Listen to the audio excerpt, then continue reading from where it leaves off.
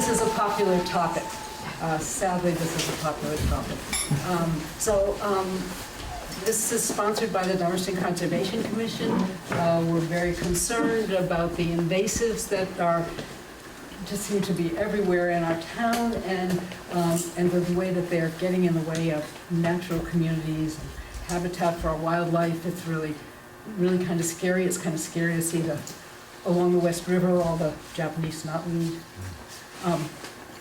So what we want to do is have an ongoing series of meetings so that people can deal with this. If everybody dealt with it on their own land, maybe we could get a handle on it.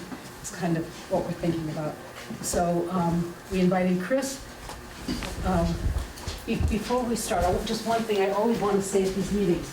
You should all know what this looks like. So we're trying to let everybody know so that if you see this, you report it right away. Okay? So that's an Asian longhorn beetle. Hopefully we don't have any around here, but we want you to know what they look like. I think they're bigger than the pine sawyer. They look kind of like a pine sawyer.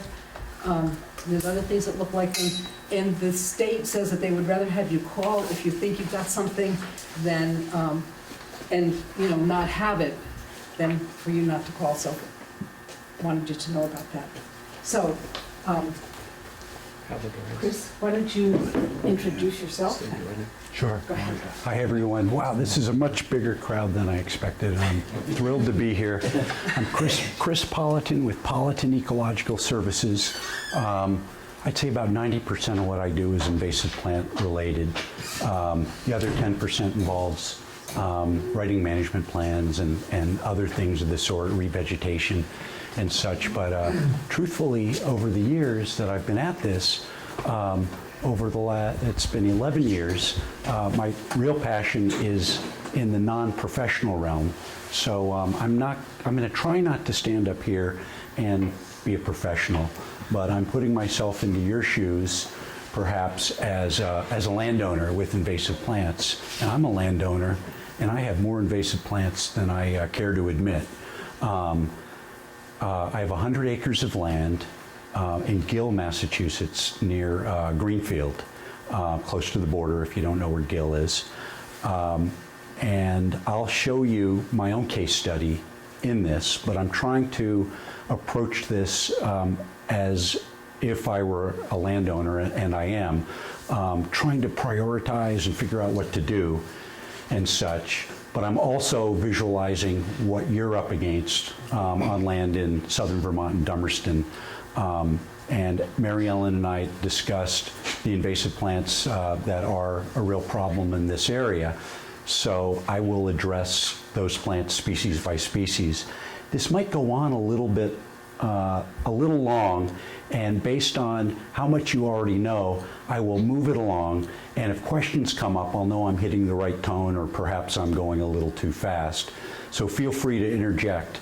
But basically what I want to do during this presentation is discuss the invasive plants, give you tools to control invasive plants on various levels, from some chemical, careful chemical use, to no chemicals at all, and give you alternatives. And then you probably have a pretty good sense and have been working with invasive plants for some years on your own properties, so you may have some things to teach me as well, what's successful and what's not. So why don't we just jump in. The only problem I have at this point is it's a little clumsy if I have to forward my slides. I wonder if anyone would volunteer to perhaps sit close by and at my cue forward just with the arrow. Thanks a lot. Just with the arrow right there. So this is just a nice little quote, somewhat depressing, but also... The lights? Oh, that's right, the lights. We should turn out the lights. Thank you. A nice little quote to remind us of Aldo Leopold's world of wounds, so to speak. And I'm sure many of you have been around other family members and friends, and you know all your invasive plants, and you start saying, oh, geez, look at that, all that barberry over there. And pretty soon people start to say, would you please quiet down? I don't want to be so depressed. I found that. to be somewhat of an annoyance to people in that vein, but at the same time, you're waking people up to the fact that not everything that's green is necessarily in its place. And that can be a real awakening when you start to learn that not everything, that has flowers and that's green, that it's a bit more sophisticated than that, and that there are bad plants and good plants, or bad plants, so to speak. And we'll talk a little bit about that too. Do you mind going? So I hold as my premise for why I go after invasive plants and consider them something to be controlled is Doug Tallamy's book, Bringing Nature Home. Has anybody read it? Okay, so I won't take it for granted that you have read it. I'll describe the basic premise, and I better find my cheat sheet, otherwise I will be very clumsy. Next slide, please. I'm simply going to read. In a survey of insect herbivores found eating woody native and alien species in Oxford, Pennsylvania, native plants produced over 4 times more insect biomass than alien plants produced. The difference resulted entirely from the inability of insects with chewing mouthparts to eat alien plants. It's just intuitive, so alien being non-native or invasive species. So native plants produce 4 times more insect biomass than alien plants. Next slide. In a comparison of the diversity of herbivorous insects on native and alien woody plants in Oxford, Pennsylvania, more than 3 times as many insect species were associated with native plants as with alien plants. So here we are building our case, just this really fairly dramatic difference. Next slide. In a comparison of Lepidoptera larvae produced on native and alien woody plants in Oxford, PA, native plants supported 35 times more caterpillar biomass, the preferred source of protein for most bird nestlings, than alien plants supported. So we're building the case that essentially there are far more insects supported by native species than non-native species, and a big part of that is that non-native species really haven't been here very long. Next slide. Woody plants that support Lepidoptera species, and you can just see that a lot of our natives are just real powerhouses in attracting these insects, which are the building blocks. Next slide. For everything from birds to mammals. Next slide. And so that's the point. It's very simple, but at its core, we're concerned on a large scale. We're also concerned we can be concerned on a very small scale about this effect. And as small as your piece of property is, you can do good in the world. Do you have a question? Yeah. Can we also then assume that the native plants that do exist, would the insects be overtaxing them because of the invasives? So if the insects aren't going for the invasives, are they over going for the natives? Maybe. Or is that a leap of faith that or a premise that can't be supported?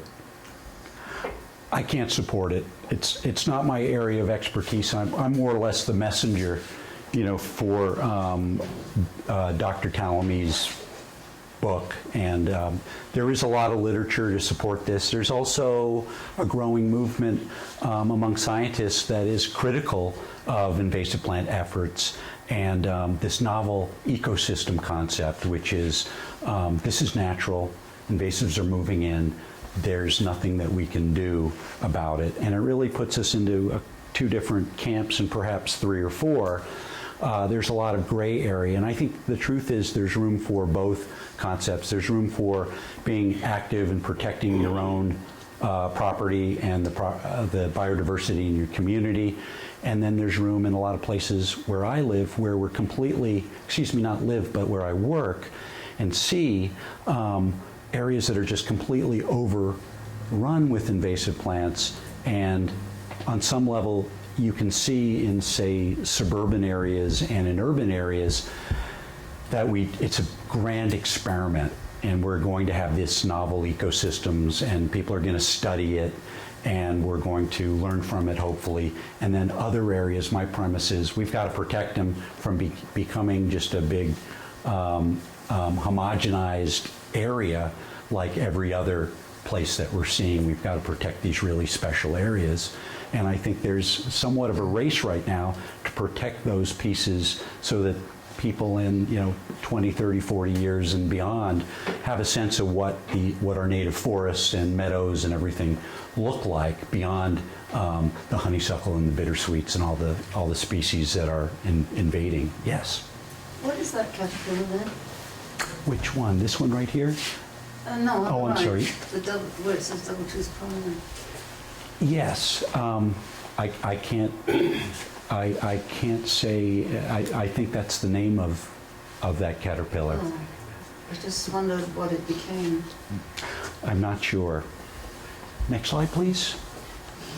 So what I thought I would do at this point is go through invasive species that you have in your region right here. And I will talk a little bit about identification, but I'll really talk a bit about the Achilles heel of these plants. And you can ask questions and we can go from there. But this is Japanese barberry up above with the red berries and the thorns. And I did bring a sample. I'm going to leave it up here instead of passing it around. I will pass out a couple of samples, but that one will definitely hurt. But thing to note is down below, this common barberry is a little less common, but very important to recognize in the woods. I see it in particular areas, but it tends to grow taller, and it just has a very different look to it. Has anybody seen common barberry? Mm-hmm. Is it different than the European barberry? Yes, it is. Okay. Does it have red berries?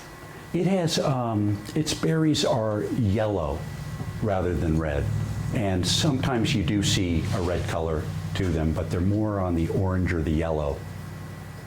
Let me show you another slide of barberry. So I would say that this is becoming not too uncommon to see. I definitely notice barberry really liking moisture. And it's a real something to watch out for in seeps and in the lowlands of moist areas. It can really pick up speed and explode. I know I have barberry, not quite to this extent on my own property, but it behaves in forested systems up to a point. It tends to get carried by water and then spread that way. And you have to watch it. In some circumstances in uplands, I don't worry about it exploding to the same extent as when you have light or some kind of forest disturbance. Oftentimes, before you get in and do some type of forest management, you want to control the barberry. Otherwise, you can create that light gap and have an explosion. Next slide. And what's really important, I think, my message is going to be pay attention to the seedlings. The seedlings, though we get overwhelmed by the previous slide and having these horrible infestations, I would caution you perhaps to back off when you see something like that on conservation lands or private lands, and to take more of an approach towards this. This you can really do something about with simple means, with hand pulling. These pluck fairly reasonably, and there are tools that you can use that I'll show you in a moment. Anybody I think this is the last barberry slide, so does anybody have barberry or have any? Okay, good, now we're talking. I'll So, talk. and there was a previous presentation here that associated Barberry with being a host for deer ticks. That's right. And like 10 times the population on Barberry compared to the ambient That's forest. right. This one has become more of a public health concern because of the rate that researchers have been finding deer ticks, I should say. I'm not sure, what the rate of infection towards Lyme disease is, but I'm sure they've looked at that too. But the trouble is that it creates a microclimate on the ground that supports the deer tick in particular, and it's protected, it's safe, and then the mice that are hosts for the deer tick can scamper around in there. There's also a case being built, scientific case being built for earthworms that are really enjoying the microclimate as well under Japanese barberry. And the trick to that is there were no native earthworms. Before introduction of agriculture, etc.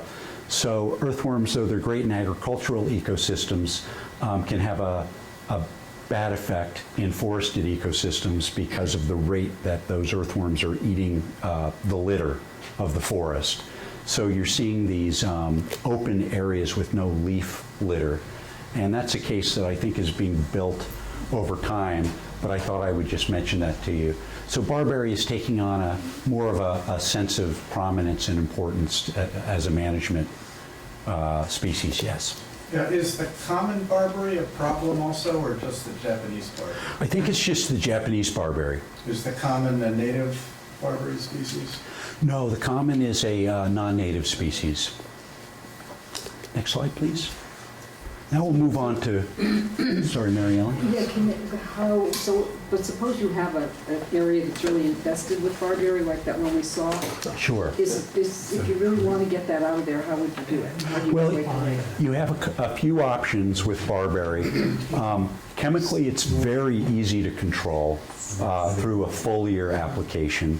I'm not going to emphasize a foliar application during this presentation. I'm going to emphasize some other ways to do it. I recently, on a stream bank on my own property, took the time to cut the barberry stem by stem between just a normal loppers and a normal pruner, and just went for it and just cut them, and then I'll show you a tool in a moment. Sponge dabbed herbicide, concentrated herbicide on each stem, and that is very effective. A foliar application is also effective. The only problem with the foliar application is that, say you have a barberry that's this big, everything underneath of it will die as well. On the non-chemical front, however, there is a very good technique and a scientifically proven technique to work, and that's a propane torch. Not the easiest thing to do, but you can do it, and I'm very happy that there is an alternative to the herbicide. But it basically involves cutting the plant and exposing the stems, if it's a large plant that is. If it's a small plant, you can just come right up with the propane torch and aim right at the base of the plant. And you need to singe it for about 10 to 20 seconds, depending on how large the plant is, and do both sides. And that will, for the most part, knock the plant out of commission. Sometimes you get a little bit of resprouting, but then you're back the following season to do the procedure. So that's good. The only problem is, as you can imagine, fire in a forest during the dry season would be a bad idea. So you have to take precautions with water.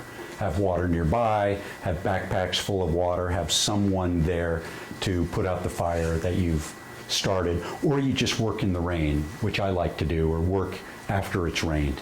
Yes? Can you say what kind of herbicide you used, and if there's a particular time of year when you need to be employing that strategy of tapping on the stems? Sure. Anytime except the springtime. And I'll go into these procedures, like more of the general procedures in subsequent slides, and I'll give you all those details. Thanks. Oriental Bittersweet. Anybody have Oriental Bittersweet? That's my least favorite too. That one really bothers me. Of course, I made the case for Japanese barberry and the worms, and most importantly, the deer ticks. What bothers me about the Oriental Bittersweet is just its growth into trees. And I wouldn't say that it purposefully drags the trees down, but it does stress the trees, and the trees do tend to come down and become weakened in the process. And then if you're concerned with more of the working woodland and forest management and such, it definitely misshapes the crowns of trees and can really bring the value of timber down. And it's what else can you say about it? I just can't imagine anything good about this plant growing into trees in particular. You can see how it forms, it winds its way around and chokes the stem and misshapes the stems, and it is a really sadistic type of plant. Next slide. And it seeds all over. It seeds everywhere. There is an American bittersweet. I have yet to see it, a native that is. But most of what we do see is Oriental bittersweet or Asiatic bittersweet. The red berries, the seedlings that get in the ground. What I've noticed a lot of things about bittersweet over the years. It's very easy to cut though, whether you use herbicide or just cut it. I have witnessed in shaded situations or in pretty dense forest that sometimes just cutting it, the plant gives up. Don't quote me on that, because it probably won't happen for you. But repeated cutting, you may be surprised at how easy it is to get on, to deplete that reservoir of energy that it has, because it's really depending on climbing. That's how it's getting its energy from the sunlight. So cut it, and it will resprout. It'll grow, a couple of feet in a season. But if you keep on it and keep cutting it, you will get the best of it. You can also cut it and treat it topically with the herbicide. You can also hand pull it. There are many successful ways to deal with it. What I find the most challenging part of bittersweet is the way that it seeds in to a site. I saw a site very recently in, where was I? Perhaps I was in Brattleboro, and this forest was just dotted landmines of little seedlings of bittersweet, just waiting for that disturbance. And of course, this site was going to, have some logging or some forest management done over the winter. So the moment that opens up, then the bittersweet's going to come. So at that point, all you're doing, it's a very easy procedure of just hand plucking those plants.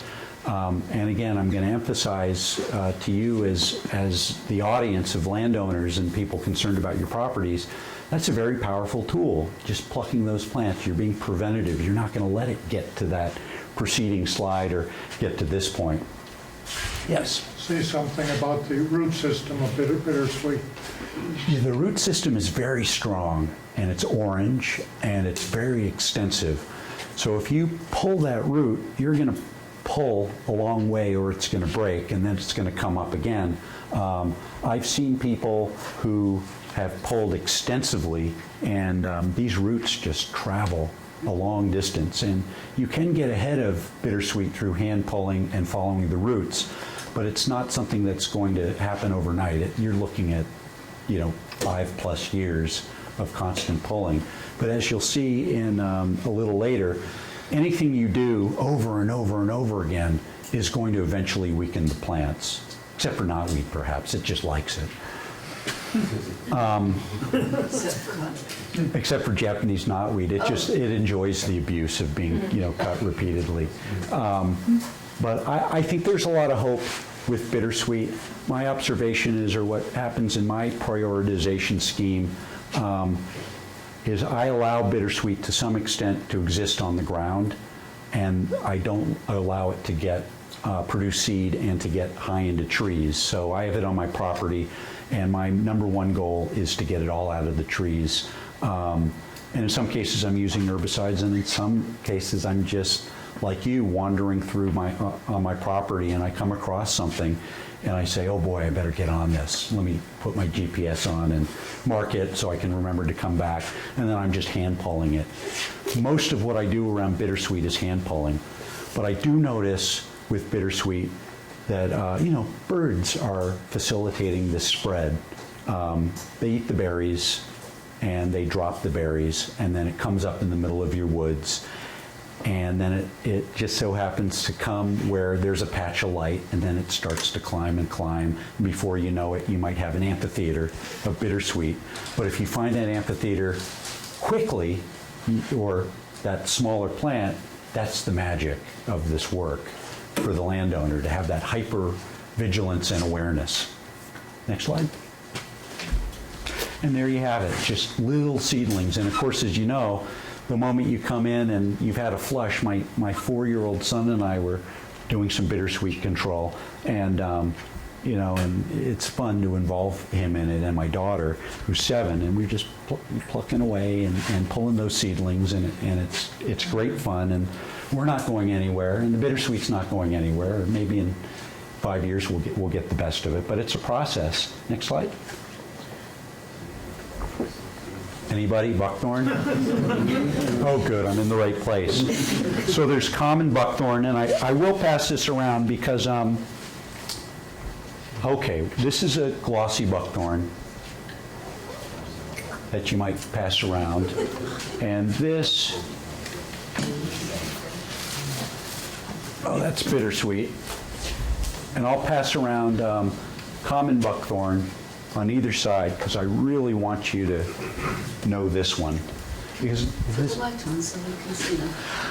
we're taping, so we'll keep the light off for a moment, See the slide. and then we'll turn the light on, and I'll discuss that a little bit more. My field crew has a really hard time with common buckthorn, so I know most people do.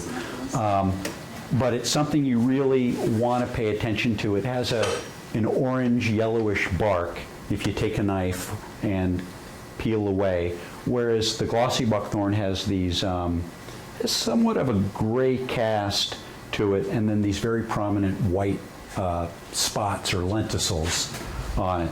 The leaf structure is very different. There's a real darkness to the leaves on the common buckthorn, and once you get to know it, it's unmistakable. But I often see it in apple orchards, and hopefully the next slide will reveal this picture. We'll see. No, that I may have. It looks quite similar to an apple tree in its mature state, common buckthorn and apples. So beware of that.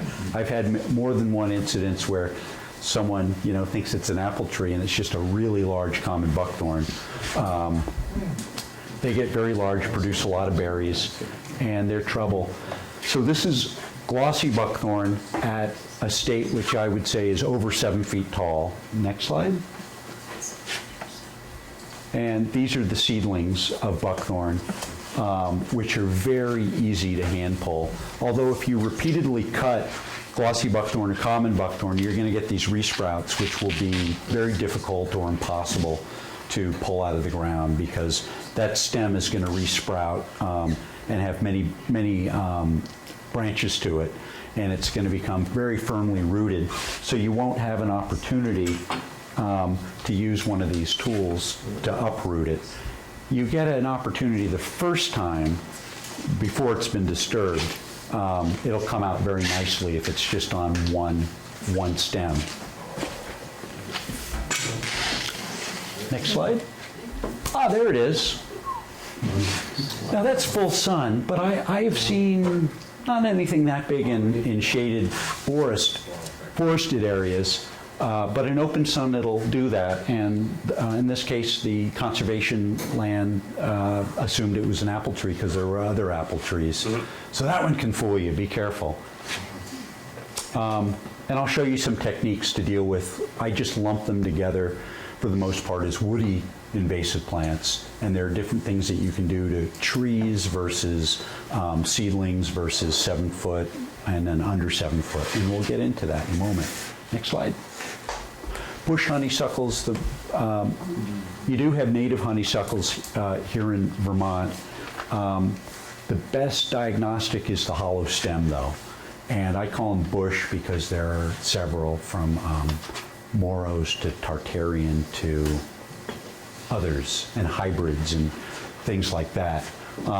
Honeysuckles, the birds love it. One interesting about honeysuckle, though, I have noticed that when you let your forest grow and mature, I have seen the honeysuckles give up based on the shade. It has a limited shade tolerance, whereas barberry will persist, for a very long time, except maybe under hemlock. If something gets in, say, in a disturbed state, and then the forest grows up, some plants will just give up. The bittersweet, of course, will climb the trees. The honeysuckle will, for the most part, just give up. And I would assume that the buckthorn will stay, height-wise. The honeysuckle can't grow. It has a limitation to how high it will grow. So it won't keep going like the buckthorns will. Next slide. Anybody? Yeah, okay. Mostly fields, though, right? Field edges, fields, maybe a little bit in the woods, especially in moist areas. That's where I see it a lot. This one's nasty, and it bites back, as you know. Next slide. How about, I think Mary Ellen told me this wasn't a big one, and this one just happened to come in. If anyone has Phragmites, or you're starting to see it, it really doesn't behave well, so be on the lookout. And if you have it on your own property, maybe I've got some advice for you, but I won't talk at length about it. Next slide. Okay, knotweed, that's a big one in this area, right? Hurricane Irene, you're seeing more and more and more of it. So the good news is, again, thinking proactively, the moment it gets established, you can just pull it right out.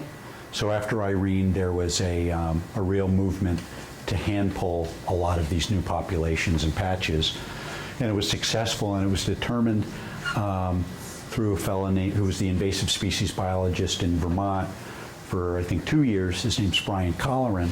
That basically you had the year that it got established to hand pull it, and then you had the following year, early in the season, before it really established a deep rhizome. After that, you're in big trouble, because once it's established, it's very difficult to control. And it's not one that, I'm not going to mince words with it. I don't treat it any other way except chemically, because it is such a tough plant. That rhizome is so difficult to deal with. But if you have an early infestation or a very small patch, you can certainly dig it out. But it's going to be a few years, and you have to get that rhizome out altogether. How do you treat it chemically, or are you going to talk about that? I will talk about it. Okay, thank you. Its vulnerability is really that it has a hollow stem, as we'll see in a moment. Next slide. Excuse me, one more. There's a movement afoot to praise knotweed.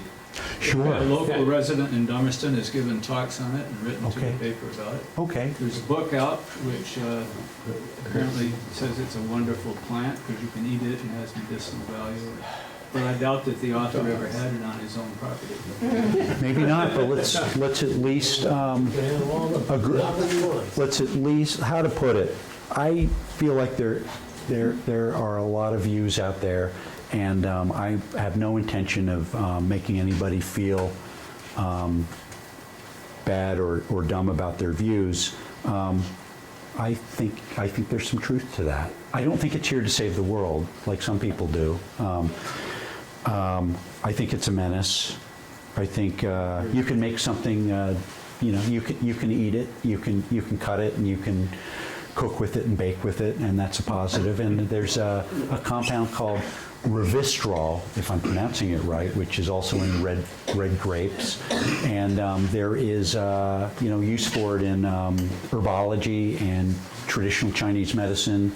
There are compounds in it for anti-aging and for various things that do the body good, and that's not real. And again, I think there's enough room in the world for people to use the plant and to gain some benefit from it, and to also keeping it under control, because I think if it's left unimpeded, it's going to gobble up all of our stream banks. So we have to strike a balance. So how's that for diplomacy? Is that okay? Yeah, but I hate the stuff, so nothing that you said is, I do too on some level, and then you get to a point where you start to admire some of these plants for this, incredible tenacity and the ability to persist. But it really is I can see where you're coming from with that, because once I think it has a diabolical scheme, to take over our riverways on some level, because it's just perfectly situated. It doesn't hold the soil very well. When that storm comes, the knotweed travels, those stems travel, it dislodges, it carries to another location, and you've seen it. You've seen it around you. I was in Stowe, Vermont, enjoying myself over the winter with some skiing, and just could not believe the amount of knotweed on the banks. And what makes me depressed about it is I do some pretty work on some large knotweed projects.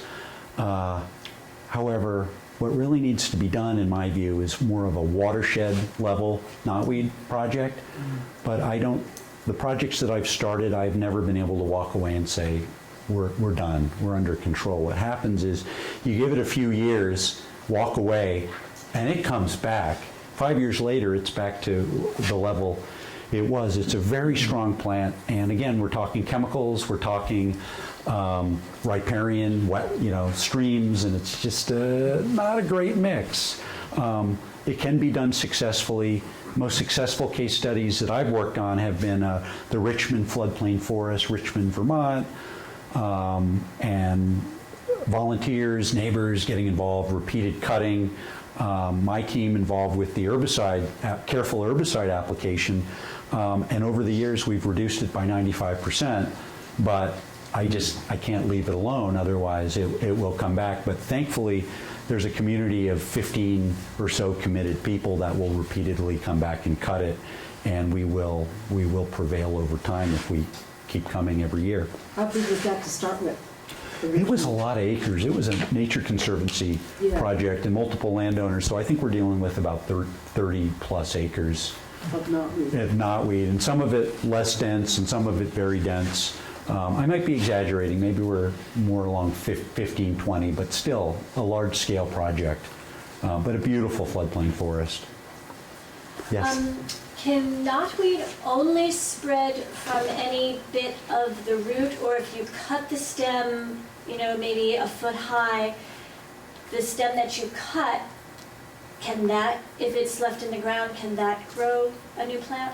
Or does it have to be a little root hair? I was just at a knotweed workshop a few weeks ago, and I think that knotweed, we assume that knotweed can just sprout from absolutely anything, any little, very small amount. I heard some convincing information from people that said it really takes a very special circumstance for that knotweed stem to sprout. I don't know whether, if it's larger or smaller, whether that has any difference, height of the plant.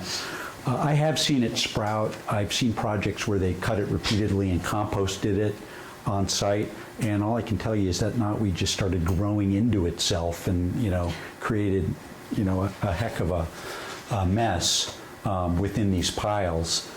So I'd be careful with knotweed, but if I'm doing a treatment or working on knotweed in a particular area, I like to leave the knotweed there instead of removing it where there's a chance that it could spread somewhere else. So I feel like you're better off leaving it on site. But if water could carry it away, I'd be nervous, or I would carry it beyond where the water could reach it. But then can you burn it and then it would be okay if you let it dry on site and then burned it? Sure, you can do that. But you can't really compost, if it dries out, it will still somehow find a way to There are be ways to spent? do it. You can take it to a site, put it on asphalt, put it in black plastic bags, things like that, and just let it bake for a while, and then take it to the landfill, garbage, etc.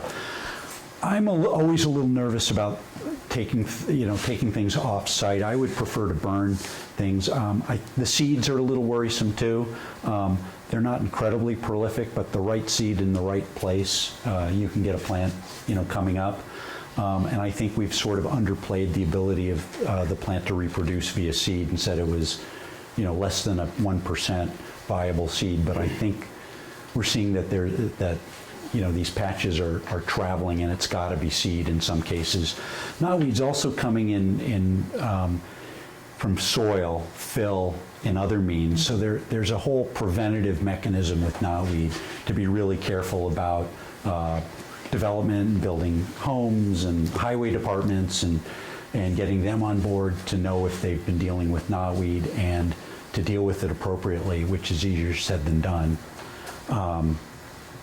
Knotweed's a tricky one. It really is. But it's a big concern, and it's worth giving it some thought. Yes? The garlic mustard, the upper left, I've seen those plants. Sure. In our lawn area. Okay. And it's quite different from the lower right It is. photo. Yeah, and it's because it's a first-year plant, so it's a biennial, and so the first-year plants don't... Right, and but the thing is, I've seen that same plant every year for the past umpteen years. Oh, how about And that? so You sure it's not prematurely? maybe it is. Yeah, Well, okay, so. knotweed garlic mustard I like talking about to some degree because I find it really hopeful in that you can really get ahead of it with just simple hand pulling. That's the good news. I don't see any reason to do anything terribly intrusive except pull, year after year after year. I've dealt with 40 acres of knotweed chemically, and I've also found that weed whacking it repeatedly or 2 times over the course of a season prevented seed set, and that was a nice discovery. So there are things that you can do. You can involve a lot of people in this activity, and there are these terrific weed pulls that can be done in the spring in that period of April and May. You want to let the plant bolt, though, or get to this stage. They're very easy to see. They're much easier to pull in this stage than they are in that stage. So your timing has to be good, and then you want to put the plants in, if they've gone to flower. An amazing thing about the plant is that those plants, if they carry on with their pollination cycle, they will still produce seed if you hand pull them and they've flowered. And you really need to, at that point, get them in black plastic bags and dispose of them, or put them in paper bags to dry out and then to burn them the following season. Tends to be the procedure that we follow. Very tenacious. People have talked about the allelopathic chemicals or the mustards that get into the soil that can be negative on sugar maple and other tree species, or prevent seedlings from growing. I think that's a big concern as well. But of course, the other side is it's very edible, and I will admit that garlic mustard pesto is delicious when it's. But I think there's enough to go around, and to keep this from creeping into these areas. A lot of times you see it on roadsides, and then from the roadsides it travels, and Department of Public Works and highway mowing and things like that tend to spread it, because it's not anybody's fault. It's just that at that perfect interval in June is when they want to mow the roadsides, and then the seed is viable, and then it just keeps spreading along the roadsides. But you have to worry about those, look at those entry points, which tend to be along roads. Roads are complicated. Does it actually have dark coloured stems, as in the lower left picture? It looks almost like Yeah, purple stems. that's right. I have seen it occurring like this, and then I've seen it very green. So it has the ability to, it has a different morphology, probably depending on the soils and the site conditions. Next slide. Thank you. Purple loosestrife. I'm pretty hands-off with purple loosestrife. Again, we're talking wetlands. In the case of chemical control, don't want to really go there. There's a loosestrife beetle, a Garusella beetle, which is very productive. The trick is you have to find the source, introduce it, and I would imagine it's been introduced in the area. You need an awful lot of loosestrife to warrant the introduction, though, but the beetle will travel from patch to patch. And every once in a while, you have to introduce more of the beetles to have an effect. It doesn't eradicate the loosestrife, unfortunately, but it keeps it at a manageable state. So that might be your first line of defense. Where do you get the beetles? Well, there are sources in Connecticut and Rhode Island, and there is a movement afoot to raise beetles in different communities. So I would assume, though I don't know about what's going on in Vermont, but I would assume that there are people raising beetles. I can certainly find out for you. There are sources. You do have to get, it is beautiful, as you said. That's the trouble with it. People really, it's awe-inspiring to see a wetland just completely inundated with it. And the other thing, not to underemphasize, simply preventing seed set on some plants is a great accomplishment, and it's very easy to do that with loosestrife. It's a prolific seed producer, but simply by cutting those seed heads in July or hand pulling can do a great deal from preventing it to getting to becoming a real problem like you see in a lot of parts of the coast in eastern Massachusetts in particular. I don't know, I may not have been around enough, but are you seeing this level of loosestrife around here? Yeah, I see pockets. What's that? It's growing. It's growing, so. Up north There's is some in the more, meadows. like Morrisville has Yeah. Okay. So that's loosestrife. Next slide. Okay, so we're moving out of the individual invasive species, and now I'm moving a bit more in the direction of looking at your land and how to prioritize what you're doing. Does anybody want to throw out any other invasive plants that you have? The Russian olive. Oh, okay. I brought most of it around here is autumn olive rather than Russian, though I could be wrong. You might have Russian. I brought an autumn olive. Spiky, shiny leaf with thorns. Is it Gray underside. Is it this one? A little hard to see, but the orange stem and the silver. Kill us. Well, It's tough. it's tough, but it's doable. You might pass that one around so other people can see it. So olive, yes, I have that on my own property, and likewise. It's all over the place. Okay, well, good. The county extension service made sure that we all planted it 30 years ago. Well, I wasn't going to say anything about that, but Most of those, the invasive species that you've talked we about. have a lot of invasive species that were introduced at a time where people thought that it was a positive enhancement to wildlife, erosion control, and all that. So we'll look forward rather than backward. But yes, there is a reason we have these. Is there any, have any suggestions for controlling dockweed?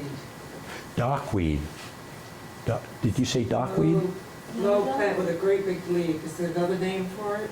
Yellow dog, is that what you? Curl duck or burdock? I do know, No, not burdock, it's dogweed. It's a little Dogweed. plant with a great big leaves. I know the plant, and just to make a distinction, and not to say that you shouldn't be concerned about it, but I lump dock as more of an agricultural or a ruderal weed rather than an invasive weed or invasive species. Where I am. Oh. I believe you. But nevertheless, it has a deep taproot, and you may need a soil knife, and I'm not sure, I haven't dealt with it specifically. I'm Hand individual plants, dig them up. That's right. So, Any others? well, the question I have is, it's all over the place. It's like, The olive? yeah, yeah. Okay. What do you do about it? I mean, if I cut it, it gets, you pull the root, you pull it out of the tractor, Yeah. and it's back again. Okay. I'm going to segue into the management section, and we'll talk about that. That's what you're all here for. Yes. Not a forest problem, but in the pasture, bed straw and dog bane Sure. is difficult to control problems. Yeah.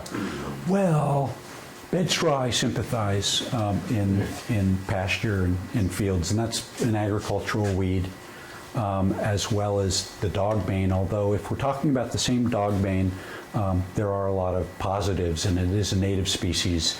But you know, the concept that we call a weed a plant out of place. So it depends on the area that you're concerned about. And so something like that would be a concern if your objective is something different than wildlife habitat or where the plant is occurring. I think the dog bane is great for bees, just not for, Did you say bees? yeah. great Yeah, for bees, absolutely. Just not great for grazing animals. That's right, that's right. So I have black swallowwort growing. Oh, I'll definitely talk about that one. Edge plant, and I try to control the pods, but the roots are just insane. They are. I'm going to get to that one. That's a special interest plant for sure. So let me segue a little bit. One more. Sure, hi. A native invasive like hay-scented fern, which Right. really takes over an open forest Right, floor once sun gets in. sure. Though, yes, native invasive plants, to make that distinction, you could be talking about hay-scented fern. I don't have any experience with hay-scented fern, so I won't be able to address it. That's definitely much more of a forestry question, and I understand the concern with hay-scented fern. But likewise, sumac, cattails, there are other species that are native that could be overwhelming your site. Virginia creeper. Virginia creeper.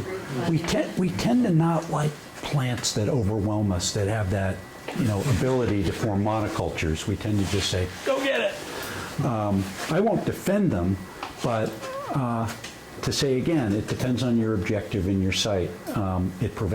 Hay-scented fern prevents regeneration of forests, and that would be a concern. And I know that forest managers are thinking about that, and there are herbicides for that. I also know that deer can be an issue. Overabundant deer populations is another causative agent, maybe in having a lot of hay-scented fern. Let me segue into more of a planning framework, and I'm not going to bombard you with this, but I just want to impress on you the importance of having a good map. I had a client tell me recently, I really want you to control my buckthorn, but I'm not going to pay you for any mapping. And I said, that's fine. I know that there's sort of a bias about mapping because it seems very simple. Don't pay me, I'll just do the mapping. But what I found is mapping is really important, but it is really simple as well. And it's just a matter of having a good map. And I'll show you a couple of examples. Nope, that's not the example. Can we go back to the first slide? There we go. What we want to know is the invasive species, somewhat the distribution. In other words, is it a dot? Is it an area? The number of acres or square feet. the density, perhaps the cover class, is it high, medium, low, the size, and that's what the next slide is going to get into. So whether it's tall, whether it's small, this is all glossy buckthorn. The next slide, whether it's a seedling, because your technique is going to be very different depending on what you have. And so that's going to matter. Next slide. So a map, for example, you have an area, a lot of area, and just to segment perhaps where you have your tall buckthorn versus your low buckthorn, where you have your wing euonymus or burning bush, where you have your garlic mustard. It's helpful to be able to see that over time and how that changes, and for you to say, it's spring, I'm going after the garlic mustard, and here is where I'm going to target it. Next slide. Are you calling wing euonymus an invasive? I am, or burning bush. Yeah. Yeah, that is a really pretty plant too, especially this time of year. All the catalogs are selling it. Yeah, it's a troublesome one though. You really start to see how it spreads into the woods this time of year too. It really goes nuts. There is movement afoot to sterilize the plants so that they don't produce viable seed, so that they can't spread. But we have a lot of ornamental landscape plants like the barberries that do spread into the woods or minimally managed areas. This is a map that I did years ago for, my house was very close by, and so I took an interest in this conservation land and just mapped simply with, if I can find it, with a handheld GPS unit. Nothing fancy. I mean, we use all kinds of, GPS units and things right now that are a little fancy, but I'm just trying to impress on you that it needn't be a big deal. Just a recreational grade, or I don't have it on me, but a smartphone. With all that technology, it makes mapping very easy to do these days, and there are different programs that you can use, and if you're interested, ask me about it later. But simply to know specifically where your invasive plants are, and it can help you with your planning in the future and targeting and prioritization. Next slide. Adaptive management approach, establishing your conservation goals and targets, identifying those species that threaten the targets, assess your control techniques. So we're sticking with 1, 2, and 3 at this meeting, and then developing your weed management plan, monitoring and reviewing as necessary. And so it's a cyclical process, and you may find that, geez, this hand pulling is going nowhere. As I found with a plant called Japanese stiltgrass, I just realized this year that something is terribly wrong with my hand pulling and weed whacking procedure, and we're moving into something else. So if you don't have this cycle, you will be just doing the same ineffective thing year after year. So it's good to have that reflection and that ability to look at the map. This is what was here. Is it still here? Next slide. And the magic is in this early detection phase. Next slide. Where you can find something before it gets to be a problem. And this will kind of go through a series of slides to get progressively worse with mean faces, I think. Go ahead, one more. There we go. So when something is just introduced on the landscape, someone finds it, and that's a good thing. Next slide. Okay, but usually we don't detect anything until further as you go up to the next slide. Maybe go all the way so that we can just see it all. Okay, so our awareness of things like bittersweet and barberry, it's to some degree game over. It's on the landscape. We have to accept it. We don't have to accept it within our treasured areas. We can do something about it. But region-wide, we have to accept that it's here and put our energies into those species that aren't here yet, if that makes any sense. So we have to develop that awareness of looking at what is coming. And believe me, there's some bad things coming that I want to tell you about. Next slide. Oh, there you go. There's the really scared face. And next. Okay. That's what I want to tell you about Japanese stiltgrass. As an example, there's this grass that loves floodplains. It's from Southeast Asia, Japan, and was introduced via packaging material of porcelain, and it came in, and it's very pretty, and it has a silver stripe, and it has stilts. When you pull it, you'll see stilts in the next slide, and it is easily confused with a native called whitegrass. And the reason I want to tell you about it is it's on its way. It's close. It was found in my community, close to my community of Northfield, about 5 years ago. And I'll show you a case study where we jumped on it right away. But we're starting to see more and more to a point where it's out of control in East Hampton and Northampton in the Pioneer Valley. So our awareness was, okay, we've got a little bit. Well, it's in the waterways and of the Manhattan River. It's coming from Connecticut, where it's overrunning Connecticut, and at least it's spilling in and reinfecting Connecticut instead of the flow going in a different direction. We stand a chance, but only if we see it first. So you really need to be aware of this plant because it's going to start sneaking in. Next slide. Oh, where are the stilts? Here are the stilts. So if you pull the plant, if you see this this stripe on the leaf blade, and then you pull the plant, the difference is that you're going to see these stilts versus these corms in the whitegrass. It tends to start very slowly, and it tends to be introduced via equipment a lot of times. In Massachusetts, it was equipment. I'm smearing Connecticut, I'm sorry. I don't mean it Connecticut, but it's being introduced via machinery, logging equipment, et cetera. We're finding it on log landings, the introduction. So if you had someone, say, working a site infested with it in Massachusetts and they were working in southern Vermont, that could be a problem, and you'd want to be on this quickly because it's very difficult to control when the level gets high. Next slide. And then this tool, EdMaps, is interesting because we're seeing it in the region, rather the greater northeastern region, and then you're starting to see that it's creeping up to us, and that's a good source of a lot of this information. And that's the concept, early detection.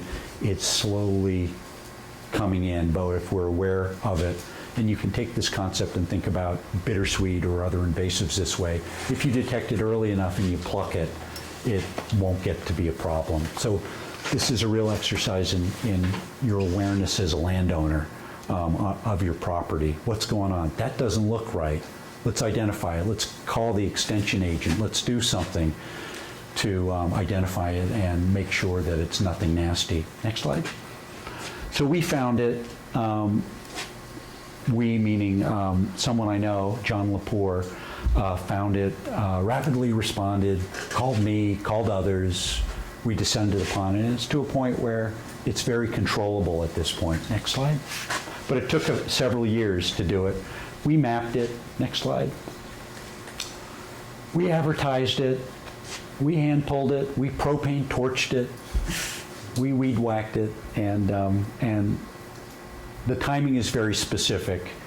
It's August, or rather September, that you want it. Late August, September timeframe. Next slide. So does it grow in the forest, in the wetlands? It does. It likes floodplain forests, moist areas in particular.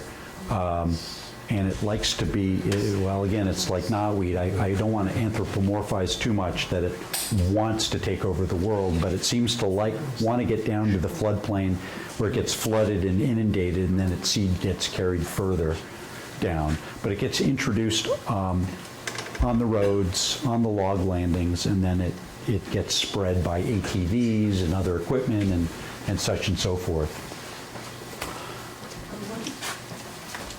Mary Ellen, how are we doing for time?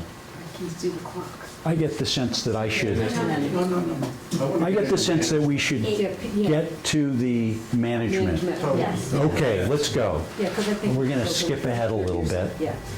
and keep going until we hit a slide that says management. Keep going. This was my own property and a stewardship event where we tried to raise public awareness in the community about this, and that could be an idea for you. A landowner hosts it, take a walk, see what one is doing on the land, and inspire others. Next slide. Management control.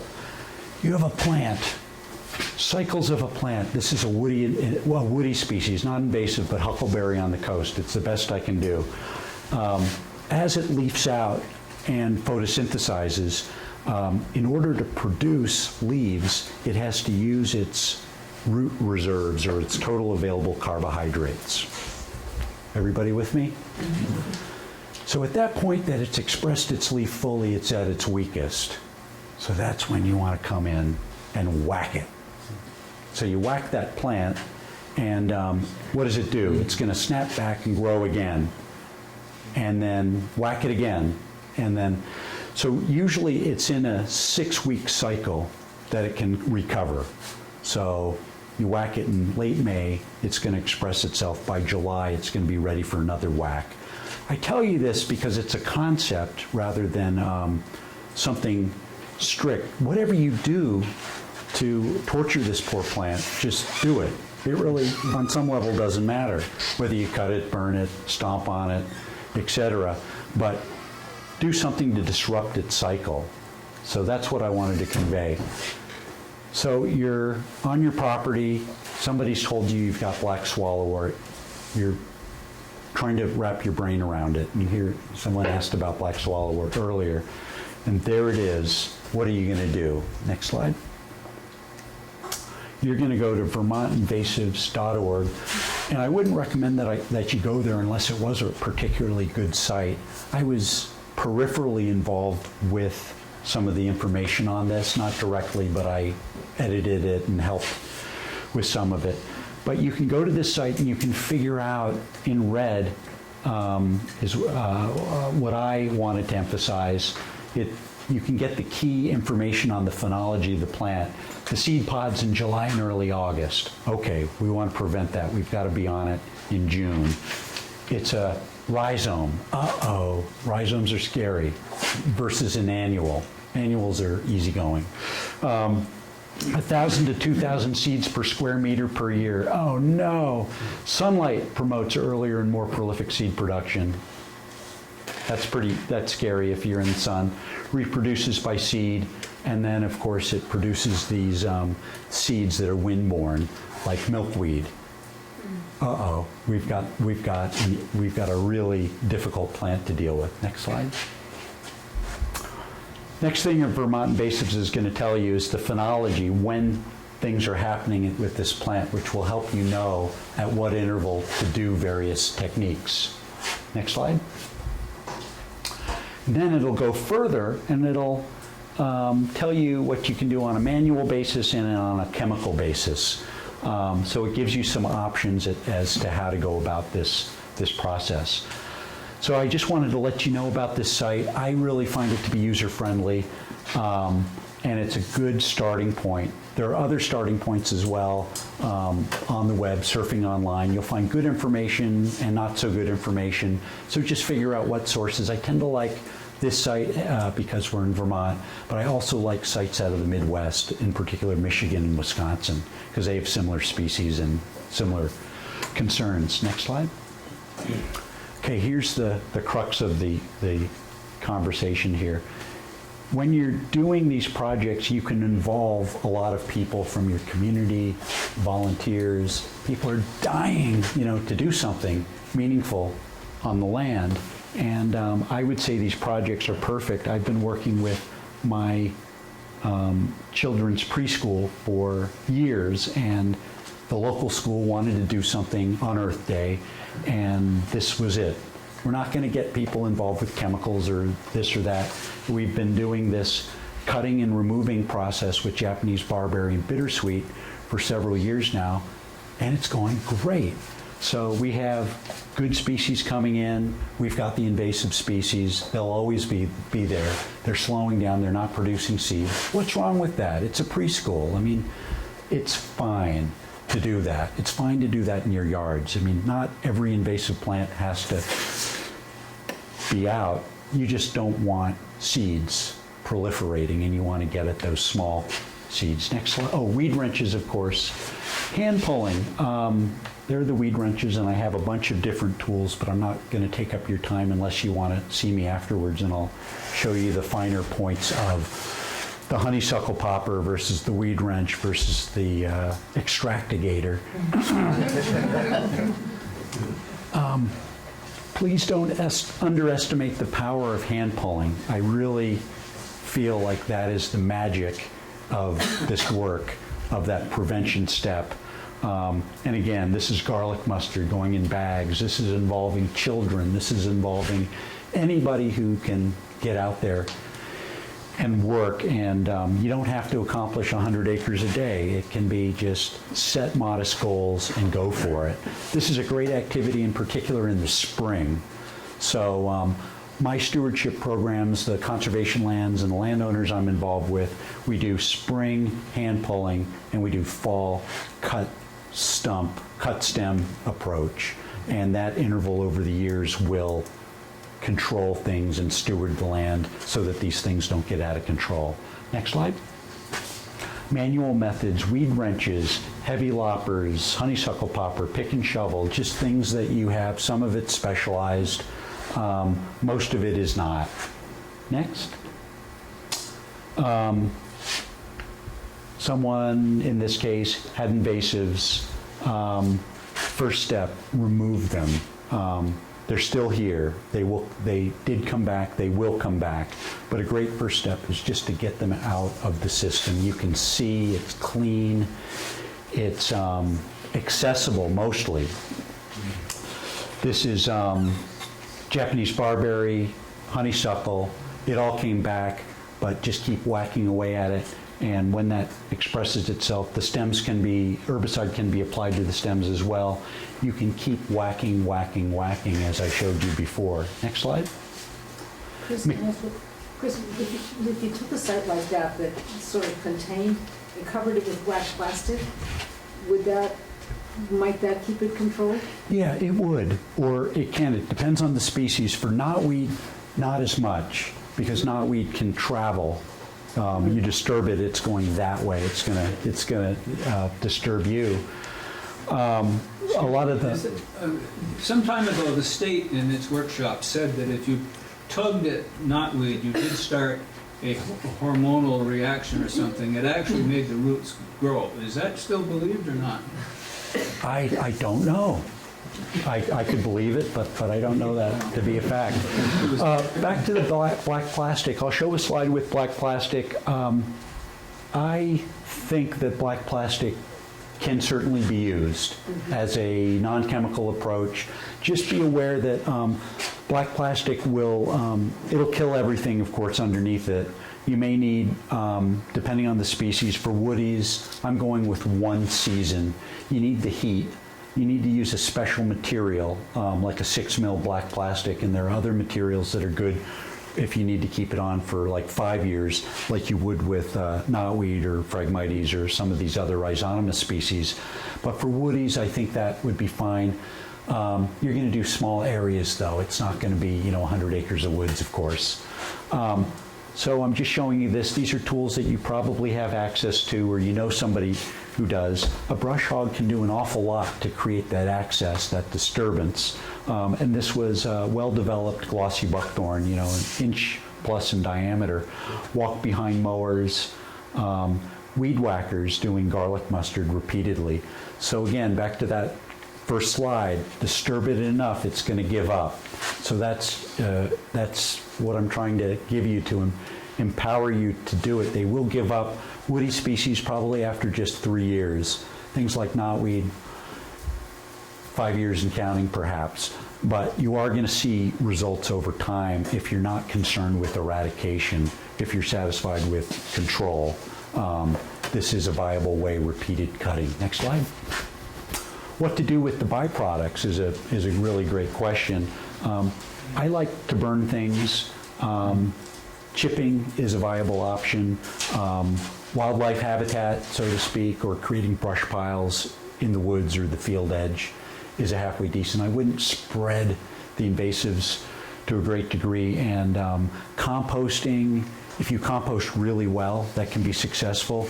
If you take it to your municipal area to be composted, that can be troublesome because then you can start spreading propagules and seeds, and I'd urge you to, what can I say, make sure that whoever's composting or the program is very thorough. I tend to like to keep things on site and either burn, chip, leave it there. You're going to be back. It's not going to spread and become somebody else's problem. A couple of exceptions would be the garlic mustard I described in the black plastic bags. You can dispose of it once you've pulled it, put it in black plastic bags, and let it bake in the sun for a while. The swallowwort concerns me too. When it's gone to seed, that seed will be viable for a while. You want to bake that before you dispose of it, and be really careful. I shouldn't tell anybody, especially on that I'm being taped, but I have on my property, I have a conservation easement, and the land trust forbade me in the conservation easement from bringing invasive plants back from other people's properties. Well, I did anyway, and I found out the hard way that bringing it for burning, that a little bit of garlic mustard and swallowwort and Phragmites will find its way into your burn pile.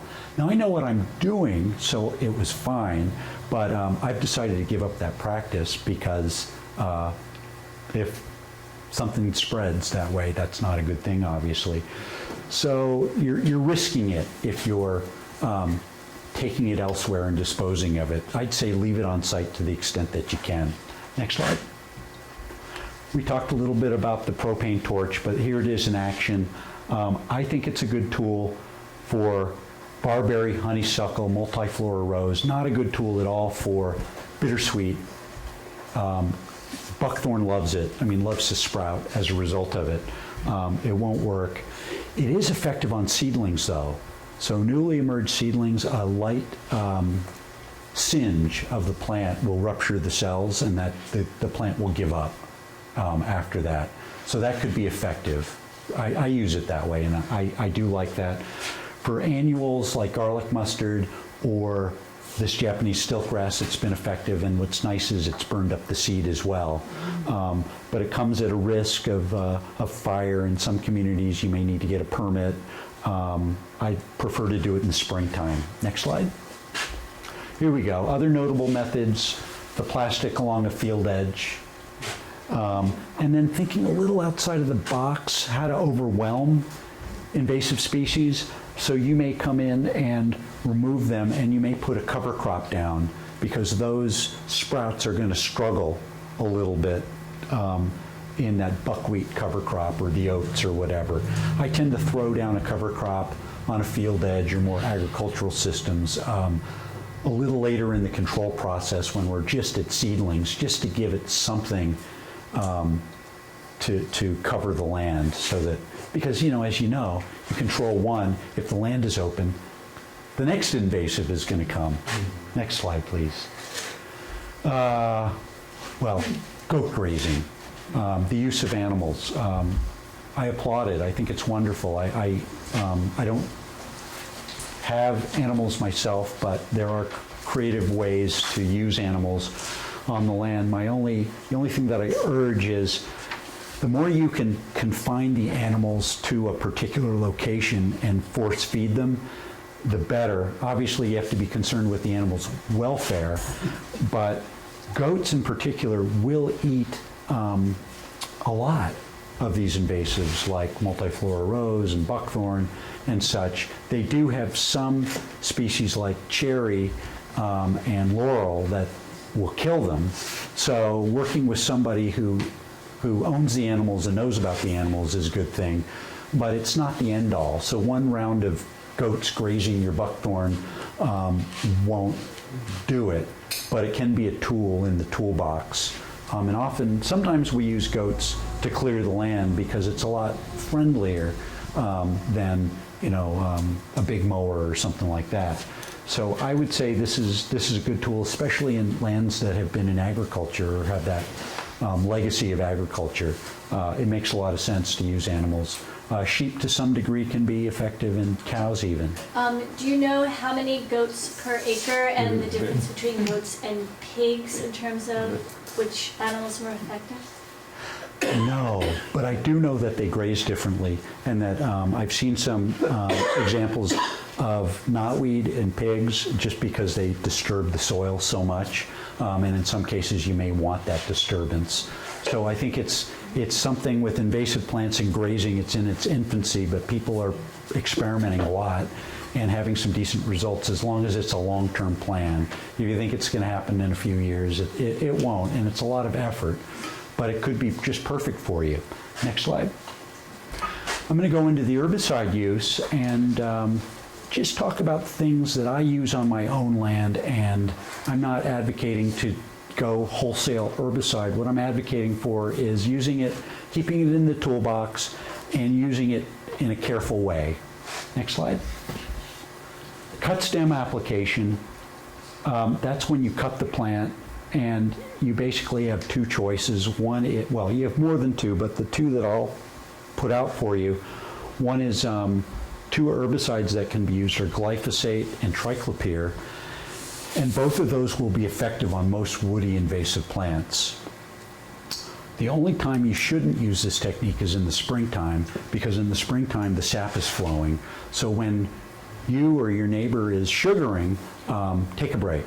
That's not a good time, because you cut it, you put the herbicide on it, that liquid, the sap, is going to push the herbicide out and be not effective, or not as effective as it would be if you wait until May.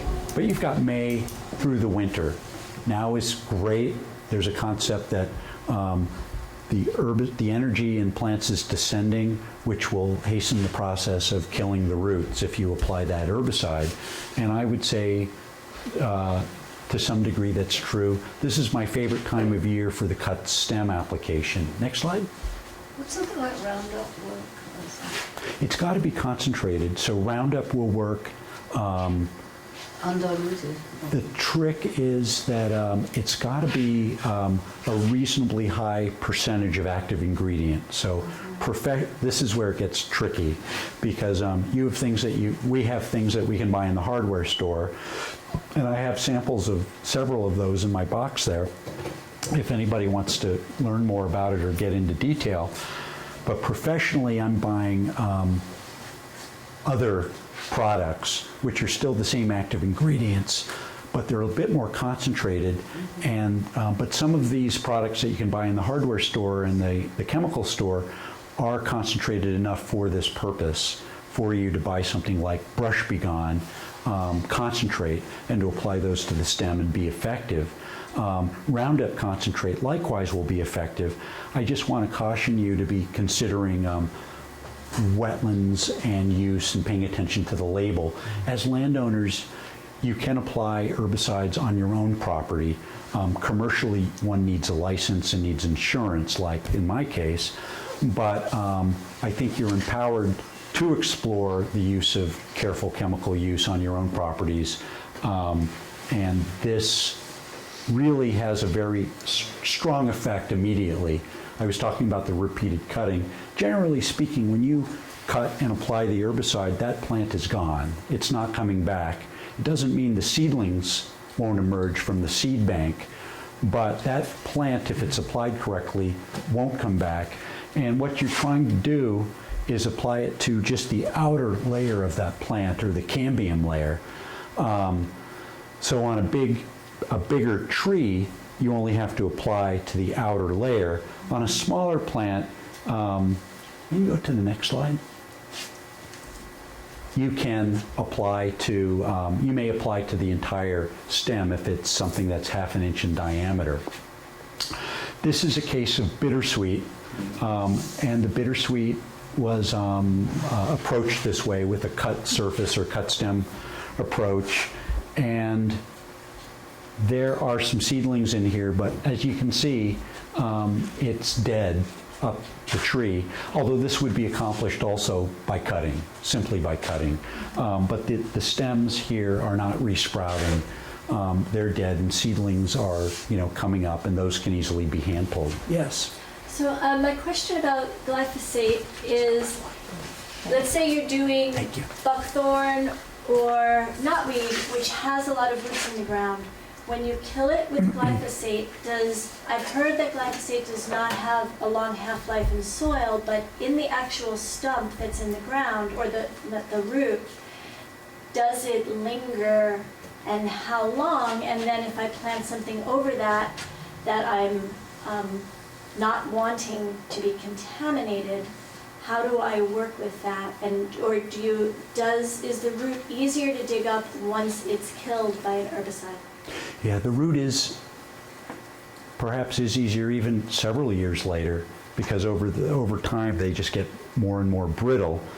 To answer your question, glyphosate is currently a fairly controversial herbicide. As a lot of you have heard, especially in Europe, there's been a lot of awareness about glyphosate in agriculture, on crops and in the food supply and such. And that should be taken very seriously. So I'm not, it's a delicate balance that I'm trying to strike. So I'm wearing my invasive plant manager hat. And I assume the risk of working with the herbicide, though I'm not in love with the herbicide and the whole concept of the herbicide, if you understand where I'm coming from. But I really view the careful use of herbicide as an incredibly strong tool. That said, the literature says that the half-life, depending on the soil, is only about 60 days. And that it biodegrades quickly, and that you can plant immediately. And I would say that my own experience has substantiated that after an herbicide application with glyphosate, we can seed a site, we can plant a site, and there's no lingering effects on those plants. We're not killing plants that we introduce. However, with other herbicides, such as triclopyr and imazapyr, which are commonly used in professional invasive, plant control practice, those are concerned. They do linger and can cause problems. But glyphosate itself, my experience has been that no, it doesn't, especially when it's done topically like that. And then you treat, and then you've got an interval of about a month for it to work its way into the roots, and then you can remove it or plant into it. That's usually what we do. Let me show you a tool, because I have a feeling that we're going over it a little bit, and I don't want to lose your interest altogether. I'm going to pass. Turn on the lights. I'll pass these around for everyone to sort of see, and then I'll describe mine. I brought two of them. These have not been used, so you don't have to be nervous about coming into contact with the herbicide. What is it that you're passing around? I'm passing around something called a buckthorn blaster, which is available online. Just Google search that or use your search engine. And it is a tool that I recommend.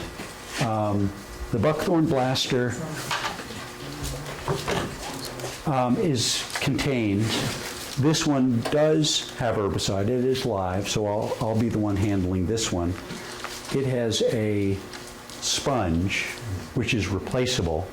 It does not leak, and you can put the herbicide of your choice in here. The Buckthorn Blaster website sells really just one herbicide, Roundup Pro, or Roundup Concentrate, which I have here, and it also sells dye, which is available from other sources, but essentially I feel as if I've found a reasonable tool to recommend to you as landowners, people doing this not on a professional basis, to get busy or to work on your own lands if the chemicals are not objectionable to you. So I'm not going to take that for granted, but if you really want quick results with your invasives issues, this Buckthorn Blaster site will sell you the herbicide, the dye, and that mechanism and extra sponges. And we use it in our professional practice now as our way of applying, because there's no leakage. We used to use spray bottles with, you would get some non-target damage, but this is very well contained. It's not a huge amount. I think it's 4 to 6 ounces that you can fit in there. But the point is that in my bag, within my modest bag here, this is all I need. Between my Felco clippers for small material and my saw,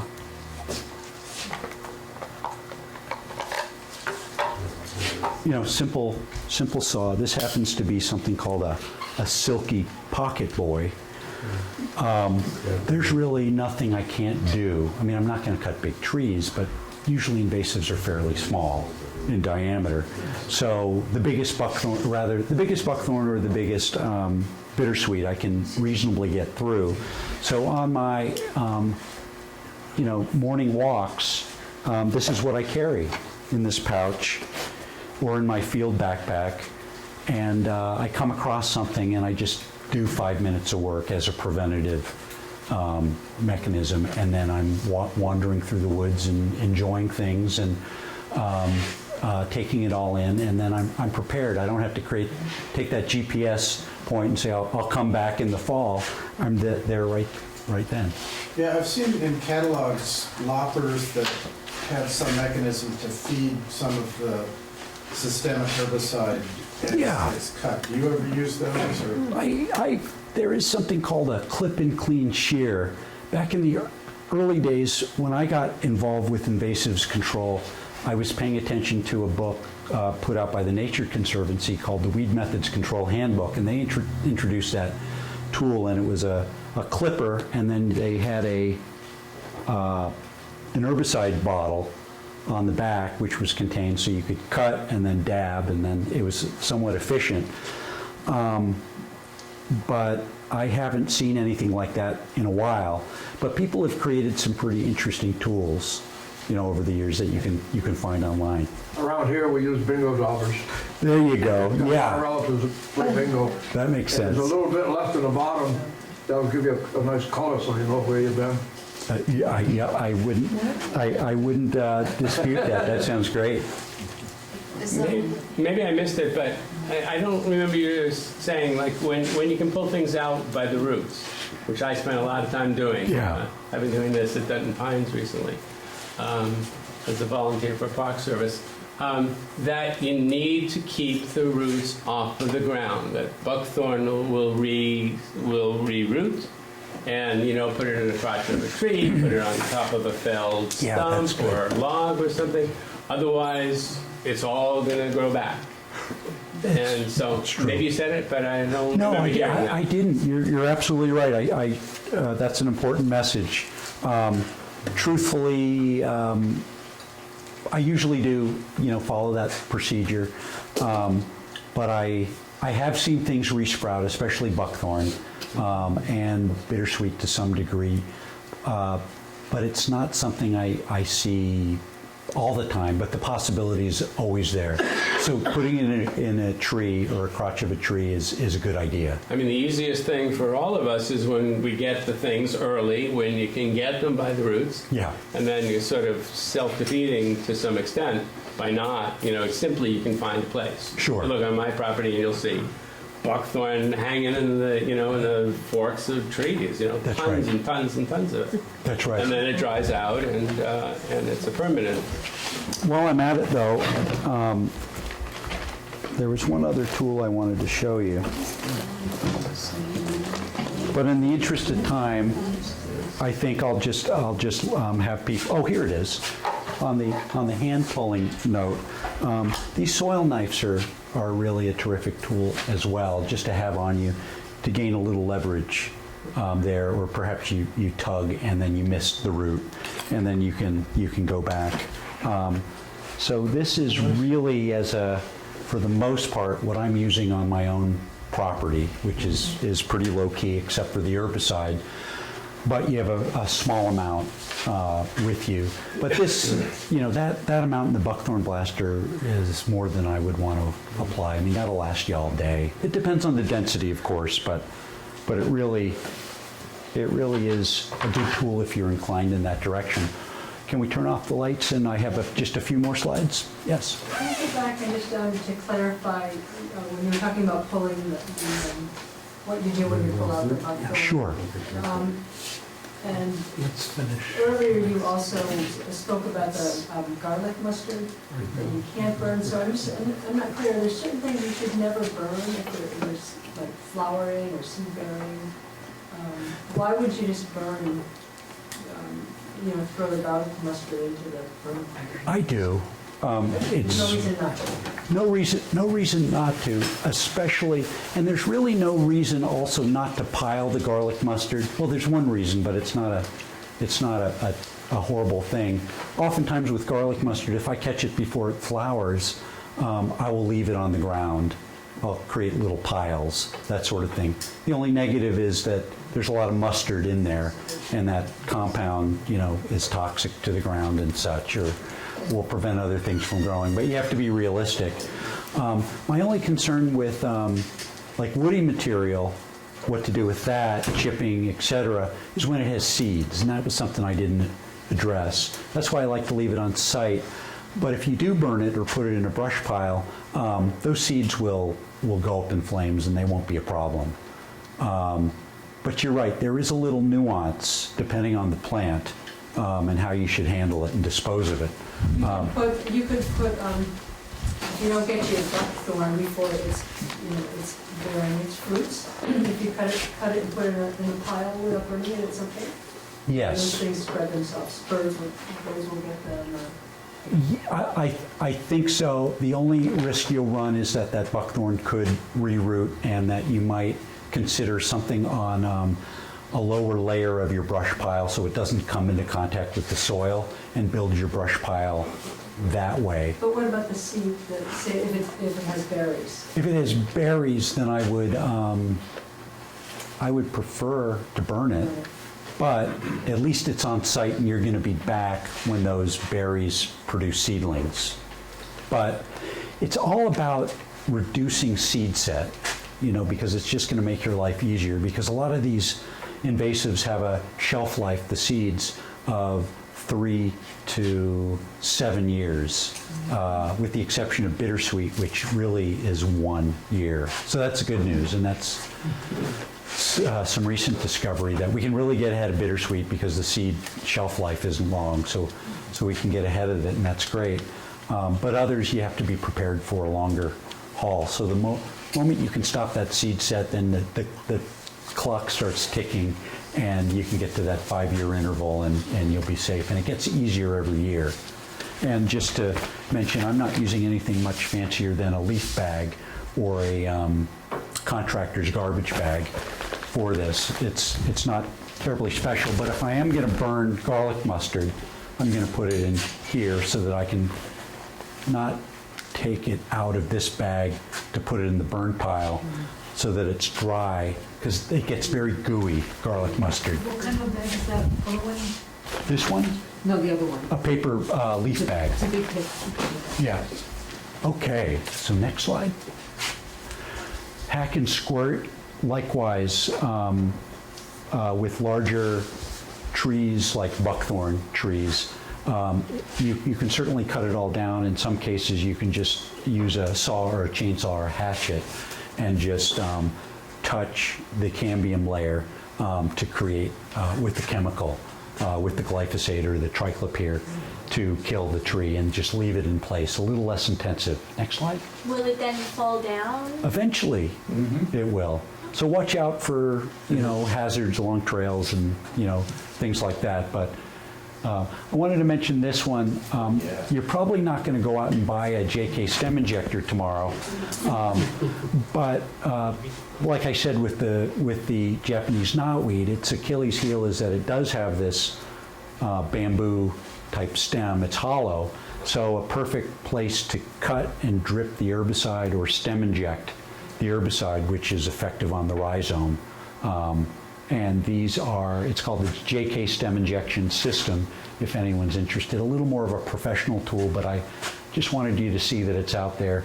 And on the cut and drip front, you could certainly use other syringes with needles, etc., to do the injection, or to, the buckthorn blaster wouldn't work, but there are drip containers that can be used for this procedure. Next slide. Can I ask you a quick question about Sure. that? So if you cut the Japanese knotweed and you drip, do you have to get the cambium? I No. missed that. You can just go right into the hollow. Yeah, it goes right into the hollow. So here's the dyed herbicide, and it does get absorbed into the plant and then goes down to the rhizome. So think of knotweed as it's just because it's a rhizonomous species.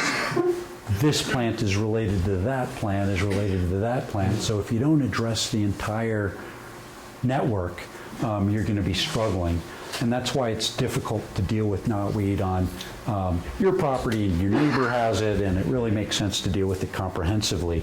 So in this case, the herbicide was injected, and then it over a period of 30 days, 6 weeks, it will travel, and then there won't be any herbicide left in the canes. The hazard is, if you cut it, if you stem inject it, it's contained. If you cut it, it's not contained. So you could trip over it, and there would be an awful lot of herbicide on the ground.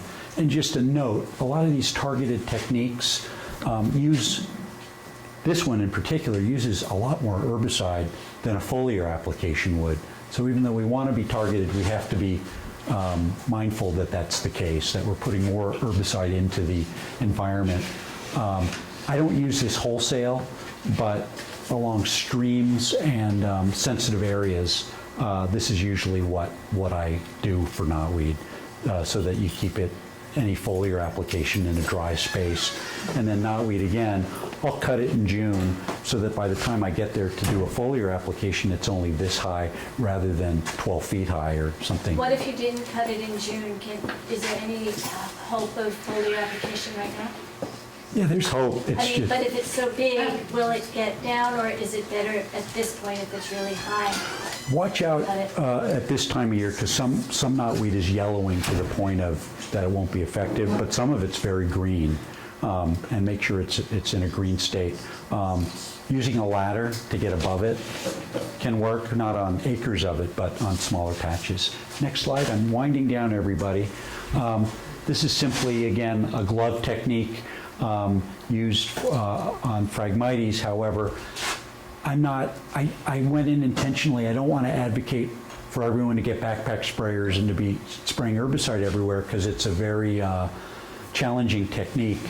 But wiping herbicide on specific foliage this way with a chemical glove and a cotton glove on buckthorn, on honeysuckle, etc., is a viable way to go, especially if they're young plants or lower. Next slide. Hiring a contractor, I won't dwell on this, but there are going to be situations where you're very well suited to take care of what you have on your property, and then knowing the difference when you're going to get overwhelmed with acres of something. It's just good to know the difference and know that there are NRCS programs and other means to fund your project potentially. Next slide. MSDS.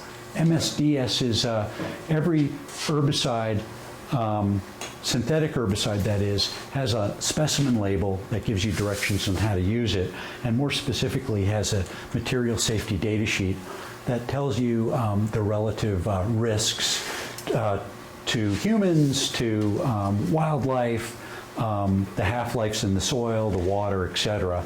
And they're good to look at so that you're comfortable with their use, or or not, and then you move on to something else. Another note, though, that I simply want to say is that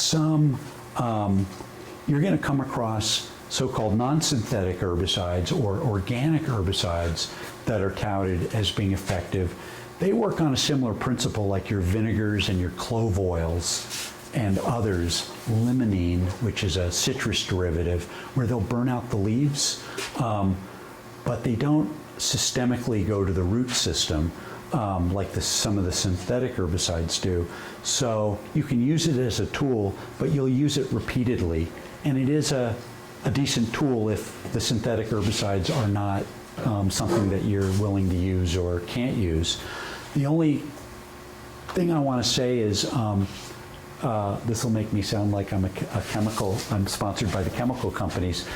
The synthetic chemicals are tested and evaluated pretty rigorously, and I won't get into the politics of it all because there are a lot of things to probably be concerned about with chemical companies, et cetera. However, the organic products aren't scrutinized to nearly the same degree, and clove oil is really quite toxic. Everything has a toxic level when you hit a certain interval, such as caffeine and salt.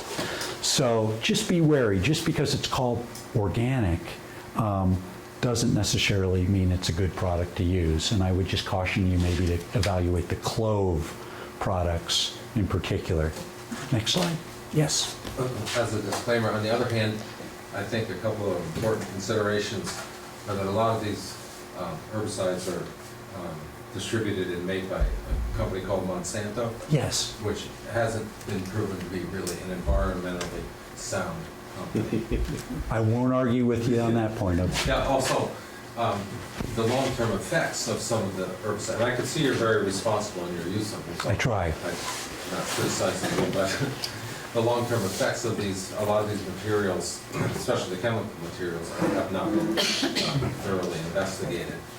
And recent revisions of USDA water management plans specifically deal with herbicide, the dangers of herbicide runoff and improper use by agriculture and homeowners. So, as you were saying, I think reading the label and understanding the proper use and that, well, if this kills it 5 times this amount, will really kill it. You know, are things to be aware of. And also use by riverbanks and wetland areas I think should be avoided if possible. I agree with you, and I think the way that I think about it, maybe I expressed it earlier, is I'm not a big fan of the use of herbicides too. I'm in a difficult situation. My training's in conservation biology, and I'm really just concerned with preserving native biodiversity and such. So coming to a point where, a huge part of my occupation is using chemicals has been a really difficult piece, and I go into it weighing the costs and benefits, always looking for the non-chemical alternative, but knowing that some of them are just so onerous, difficult, etc. And I guess my value system is such that I really dislike the invasives and want to do something meaningful towards them. And the costs of there's just an inefficiency with the herbicide use that is unfortunate, but it is true. But your point is very well spoken, and I take no offense, and I would urge everybody to really consider this deeply, the ramifications of the herbicide use, and of course the very careful, judicious herbicide use that I'm trying to describe to you. Thanks. When you're dealing in a contracting situation, you want to know that what you're doing is going to get you there. So an initial treatment, whatever it is, should result in something along the lines of 90%. Your follow-ups are necessary, usually 2 follow-ups, 95%, then 99%. And the reason most people don't guarantee 100% is because that 1% will always linger and the seeds will always come back. When I'm working with landowners on contracts, on professional projects, we want to develop this part as one of the more important pieces. How is this work going to continue so the invasive plants don't come back? And that usually well, always involves you, because you want to ultimately stop paying somebody to do this work. But that 99% is, the 90% is reasonably easy. It's a lot of work, but you know what I mean. But it's this small amounts in the system that really require the persistence. Next slide. And the planning. Just to give you an idea, and this is, I promise, the last few slides, in upland invasive plant management, we had glossy buckthorn. The next year, we had glossy buckthorn. Less glossy buckthorn, or really less in stature, so it was much lower. This was done cut and treating the stems. Then we did a foliar application, reduced it here to this point, and then our final result in 2014 was this. So my message here is, though we control the invasive plant, it's going to take a long time for plants to come back in, native plants and whatnot. So in uplands, it tends to take a while for this process to happen, whereas in wetlands, it's like overnight. It's very quick that you do the procedure, and it's because of light, and it's also because of moisture. So you may need to go in thinking about this, and this is more, I'm not a forester, but increasingly I'm thinking about forestry, forest management, silviculture, so you don't have regeneration because the invasives are there. You kill the invasives and you still don't have regeneration because you have a lot of shade. So at that point, there may be another piece to it to stimulate the trees to grow again, or the shrubs to grow again. So this is a bit of a limitation. Not in a lot of cases will you want to go in and actively replant this site. It's obviously expensive to do, but on your landscape scale, maybe that is appropriate. Next slide. So you can actively revegetate through plant material, seeds, etc. There are a million ways to do it, but usually, in my case, on the lands that I'm dealing with, natural lands, I'm thinking about what's there first. So obviously you have a real wide palette when you're at home in your own landscape. When you start getting into the woods and the wildlands and the wetlands, you might let the model of nature serve you, and do a little analysis and figure out what your site is. There's a terrific book on natural communities in Vermont called Wetlands, Woodlands, Wildland. Wetland, Woodland, Wildland, which is a guide to the natural communities. And something like this could be your guide towards this active revegetation. Over time, nature will do its own thing, but you just have to give it that time and be wise, because we want to kill things, true, but we also want to be constructive, and we want to have the plants that we want, the native plants there. Next slide.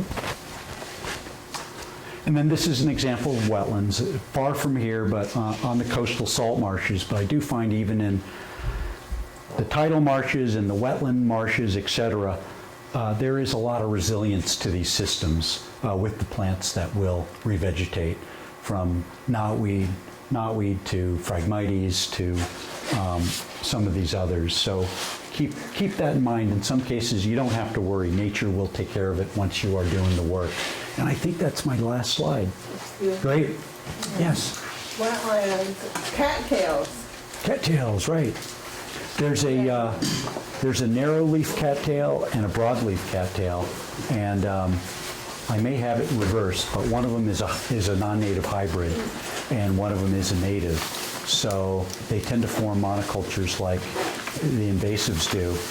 Generally, I don't worry about them, but there are probably situations where you could be concerned. What kind of situation do you have? Get rid of them. Well, I don't know exactly. Mary Ellen, do you want to say something about donations? Oh, yeah, I want to say something about donations. Sure. What I want to say is that, Chris, you can hang around and talk for as long as you want. We do need donations. We pay Chris, we pay to use this great facility. So we do need donations, but this, I want to talk to Chris as long as you want, but this is an ongoing process. We as a Conservation Commission plan to keep having these programs, and probably this would be the last one for the fall, but, you know, thinking about something in the spring, what do we want to get going in the spring? So we'll just keep this going. It seems that there's lots of interest and lots of concern, so. You going to ask me a question, Matthew? Well, actually, yeah, my comments directed more toward the Conservation Commission than Mr. Polatin, although it could involve making use of his skills. I've put quite a few years diligently into trying to control invasives, and my impression, which seems to be confirmed by what I've read, is that it's kind of hopeless for one person to do it on their own property if their neighbors aren't simultaneously trying to control invasives and they keep coming back. Which seems to suggest that if there are enough people that care to control it, it would make sense to have a coordinated effort. Coordinated efforts are something we always have trouble with. And maybe the Conservation Commission could take on the task of somehow coordinating neighborhood-wide invasives projects rather than each landowner doing it individually. And maybe a mapping could come in. And that's kind of what we're at the beginning of thinking about, is how people with contiguous pieces of land can be working on it. The more people that work on it together. That sounds like a great direction. Yeah, but that's, you know, it's going to be something that happens over time, and we can use your help and other people's to get that going. So thanks, Chris. Good. Thank you. Oh, I would be happy to be a resource to you, and I have information up here if you'd like to contact me later.